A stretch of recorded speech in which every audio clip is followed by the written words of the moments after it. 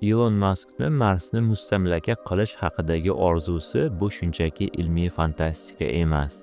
Insoniyat zotini mutlaqo yangi darajaga olib chiqish, sayyoralararo turga aylantirish rejasi. Bu rejaning markazida SpaceX kompaniyasining Starship kemasi turadi. Ushbu qayta ishlatiladigan kema har safar 100 nafardan ko'chmanchi insonlarni tashishga mo'ljallangan. Ammo Maskni ramziy missiyalar qiziqtirmaydi. U 2050-yilgacha Marsda o'z-o'zini ta'minlay oladigan million kishilik shahar qurishni xohlaydi. Taqqoslash uchun aytadigan bo'lsak, bu Texas shtatining Ostin shahridagi butun aholini kislorodsiz, zaharli tuproqli va o'rtacha harorati -80 Fahrenheit Selsiy bo'yicha -62 bo'lgan sayyoraga ko'chirilishi degani. Ammo Marsda omon qolish hali ham ulkan to'siq bo'lib qolmoqda.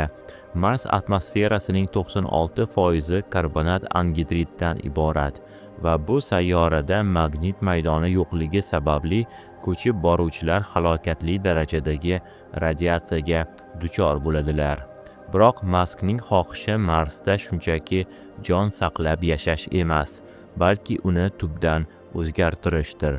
U Mars qutblarini yadroviy bombardimon qilish orqali karbonat dioksid ishlab chiqishiga sababchi bo'lish va shu yo'l bilan atmosferani qalinlashtirish g'oyasi haqida gapirgan edi.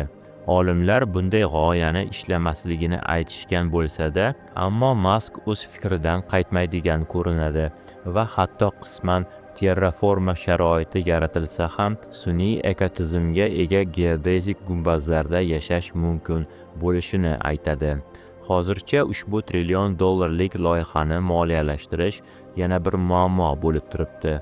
Hozircha SpaceX yetarli darajada daromadli emas. Shuning uchun Mask Starlink sun'iy yo'ldoshli internet loyihasiga tayanmoqda.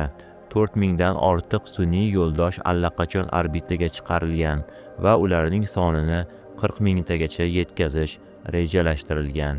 Starlink nafaqat Marsni mustamlaka qilish xarajatlarini qoplashga yordam berishi mumkin, balki global internet infratuzilmasini inqilobiy o'zgartiradi. Bu Mask uslubiga xos yondashuv, yerda daromad qilib, koinot haqidagi orzularni moliyalashtirish. Elon Musk insonni Marsga ko'chirishdan avval Marsni bunga tayyorlash uchun Tesla Optimus gumanoid robotlari armiyasini yaratmoqchi. 2025-yil mart oyida e'lon qilingan reja bo'yicha SpaceX 2026-yil oxirida bo'ladigan ekipajsiz Starship missiyasida birinchi bo'lib Optimus robotlarini jo'natishni rejalashtirmoqda. Ularga astronavtlarni Marsga qo'ndirishdan oldin sharoit, ya'ni infratuzilma yaratish vazifasi yuklanadi. Quvvatlash stansiyalari, issiqxonalar va hokazo.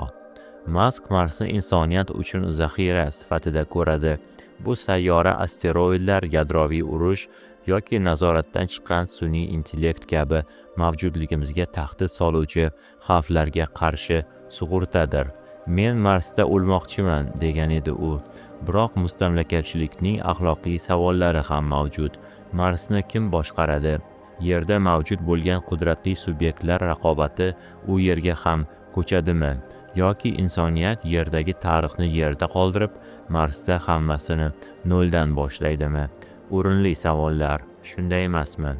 Elon Musk Mars fuqarolariga qonun va siyosat masalalarida bevosita ovoz beradigan to'g'ridan-to'g'ri demokratiya modelini taklif qilgan.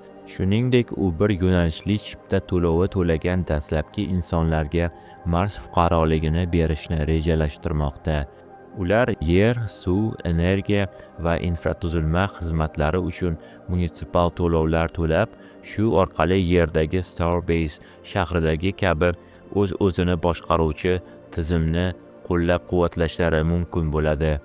Musk o'z-o'zini ta'minlovchi Mars shahrini barpo etish uchun bir necha 10 yillikda taxminan $1000 trillion sarflash kerakligini aytgan. Bu transport, yashash modullari, havo tozalash xizmatlari va sanoat infratuzilmasini qamrab oladi. Xo'sh, Marsga o'rnashib ko'nikib, sharoitni o'zimizga moslab oldik ham deylik. Endi u yerda nima bilan shug'ullanamiz? Bunisi endi mutlaqo boshqa hikoya.